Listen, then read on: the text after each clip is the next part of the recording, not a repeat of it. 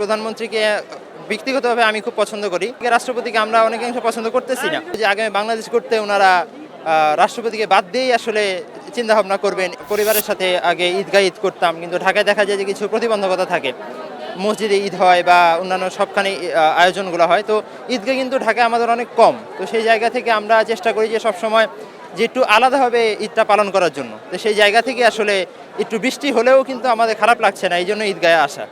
সমস্ত মুসলিমের সাথে কাঁধে কাঁধ মিলে নামাজ পড়ার মতো একটা আলাদা একটা অনুভূতি পাওয়া যায়। এই কারণেই মূলত ঈদের বার্তা এটাই থাকবে যে আসলে আমরা ধর্ম বর্ণ যে বাকি ভাইরা যারা আছে, অন্যান্য ধর্মে যারা আছে, সবাই একসাথে আমরা মানে বৈষম্যহীন একটা বাংলাদেশ গড়তে চাই।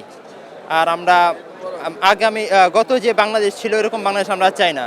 এখন নতুন বাংলাদেশ আমরা চলে আসছে, আমরা নতুন বাংলাদেশে বাঁচতে চাই আর কি। সবাইকে একসাথে নিয়ে থাকতে চাই। প্রধানমন্ত্রী আমাদের একজন প্রিয় মানুষ, কারণ সে খালেদা জিয়ার পুত্র।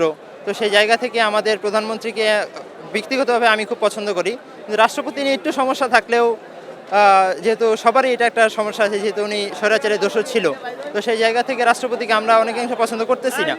তো প্রধানমন্ত্রীকে নিয়ে আমাদের কোনো সমস্যা নেই, আলহামদুলিল্লাহ। উনি একদম ভালো মানুষ। উনি বাংলাদেশের জন্য আসলে অনেক স্যাক্রিফাইস উনি কিন্তু করেছেন। যে আগামী বাংলাদেশ করতে ওনারা রাষ্ট্রপতিকে বাদ দিয়েই আসলে চিন্তাভাবনা করবেন, এটা মানে আমাদের একটা আশা থাকবে ওনাদের কাছে। যেহেতু বৃষ্টির আবহাওয়া, একটু তো বৃষ্টি, যার কারণে প্রতিবন্ধকতা বৃষ্টি তৈরি করবে মনে হচ্ছে। তো দেখি কি করা যায়, বন্ধুদের সাথে বের হওয়া, এটাই আর কি সবার একটা ঈদের একটা আনন্দ থাকে। আর ঈদগাহে আসা এটা একটা মানে মুখ্য বিষয় ছিল, এটা হয়ে গেছে। এখন বাকিগুলা দেখি কি করা যায়। খবরের কাগজ, নিখাত, নির্ভীক, নিরপেক্ষ।